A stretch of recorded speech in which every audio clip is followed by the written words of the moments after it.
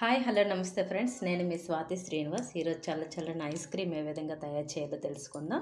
ముందుగా వీటికి కావాల్సిన పదార్థాలు: పంచదార, ఇలాచీ పౌడర్, పాలు, అదేవిధంగా ఒక గంట సేపు వేడి నీటిలో నానబెట్టుకున్న బాదం, గంట సేపు వేడి నీటిలో నానబెట్టుకున్న జీడిపప్పు. నేను ముందుగా జీడిపప్పుని బాదాన్ని కొంచెం కట్ చేసి పెట్టుకున్నా. అదేవిధంగా కస్టర్డ్ పౌడర్.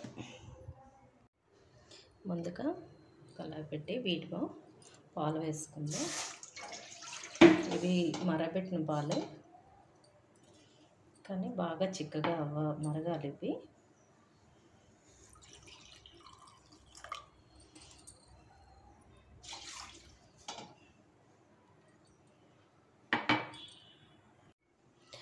మనం బాదం పప్పు ఈ జీడిపప్పు నానబెట్టాం కదా, ఈ జీడిపప్పుని మిక్సీ పెట్టాలి. ఈ వాటర్తోనే వేసేద్దాం. అదేవిధంగా బాదంని కూడా తొక్క తీసేయాలి.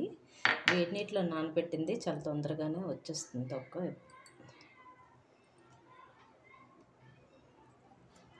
చాలా సింపుల్గానే తీసేయవచ్చు, ఈ తొక్క వచ్చేస్తుంది మనకి.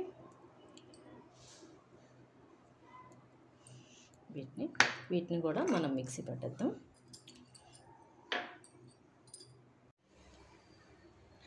పాలు ఈ విధంగా మరిగేటప్పుడు మధ్య మధ్యలో కలుపుతూ ఉండాలి. కొంచెం చిక్కగా అయ్యేంత వరకు ఈ విధంగా కలుపుతూ ఉండాలి.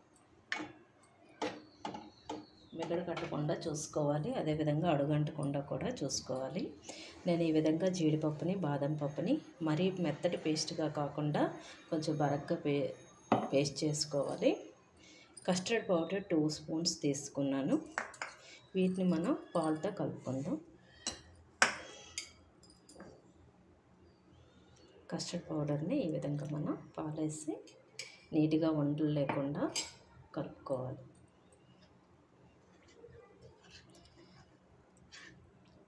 ఇది హెల్తీగా ఉంటుంది, అదేవిధంగా చల్లగా ఉంటుంది, ఆరోగ్యానికి మంచిది. కనుక ఐస్ క్రీమ్స్ మన ఇంట్లోనే మనం తయారు చేసుకోవచ్చు. చాలా సింపుల్గా అయిపోతుంది. మనకు కూడా హ్యాపీ అనిపిస్తుంది ఇంట్లో చేసుకుంటే. ఇవ్వండి, ఈ విధంగా మనం ఉంటే సరిపడుతుంది. ఈ రెండు సైడ్ పెట్టిందా పాలు హీటర్ చూడండి ఒకసారి. చిక్కగా మరగాలి, మిగడ పట్టకుండా కలుపుతూ ఉండాలి. ఫ్రెండ్స్, పాలు చిక్కగా మరిగిపోయి ఈ టైంలో గ్యాస్ సిమ్లో పెట్టి మనం పేస్ట్ చేసి పెట్టుకున్నాం కదా జీడిపప్పు బాదం పప్పు, వీటిలో వేసేద్దాం. హెల్తీగా ఉంటుంది, టేస్టీగా ఉంటుంది ఐస్ క్రీమ్.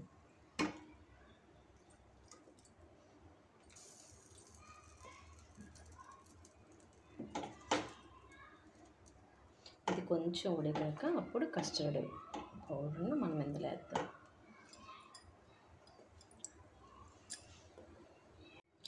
ఈ విధంగా ఉడికింది కదా ఫ్రెండ్స్. ఇప్పుడు మనం కస్టర్డ్ పౌడర్ పెట్టుకున్నాం కదా, ఇది మరొకసారి కలుపుకోవాలి. సిమ్లో పెట్టి వేయండి, లేకపోతే ఒకసారి ముద్ద కట్టేస్తుంది. కస్టర్డ్ పౌడర్ వేసాం కదా, ఇప్పుడు వీటిలో షుగర్ వేసుకుందాం. మీ టేస్ట్కి తగ్గట్టు వేసుకోండి. దీనికైతే ఈ మాత్రం పడుతుంది. సరే, కలుపుకోవాలి మొత్తాన్ని.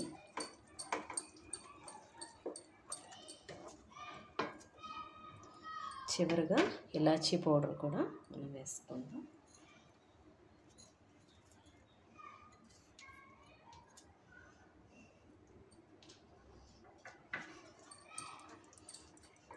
కొద్దిసేపు ఇలా ఉడకనిస్తే బాగుంటుంది. ఐస్ క్రీమ్ మనకి రెడీ అయిపోయింది. ఈ టైంలో మీకు షుగర్ సరిపడిందా లేదా ఒకసారి చూసుకోండి. చాలినట్లయితే కొద్దిగా షుగర్ వేసుకోండి. వీటిని అయిపోయింది. వీటిని కొంచెం చల్లగా అయ్యాక ఒక బౌల్లో తీసుకుందాం. ఫ్రెండ్స్, ఈ విధంగా బౌల్ ఒకటి తీసుకొని ఈ చల్లగా అయ్యాక వీటిని మనం ఇందులో వేసుకుందాం. చాలా టేస్ట్గా ఉంటుంది, ఒకసారి ట్రై చేయండి. ఇది తీసి మనం ఒక 2 గంటలు ఫ్రిడ్జ్లో పెట్టుకోవాలి. వీటిపైన ఈ విధంగా జీడిపప్పు బాదం పప్పుని నేను వేసుకుంటున్నాను. ఇది మూత పెట్టేసి ఒక గంట సేపు మనం ఫ్రిడ్జ్లో అడుగుతారు కదా, అందుకని ఈ విధంగా నేను గ్లాసులో కూడా వేసి ఈ విధంగా పేపర్కి ఐస్ క్రీమ్ స్టిక్ ఈ విధంగా పెట్టాను. ఈ విధంగా కూడా చల్లని cool ice cream ready. Taste అయితే సూపర్గా ఉంది ఫ్రెండ్స్, ట్రై చేయండి. Thank you for watching. Please like, share, subscribe. Thank you.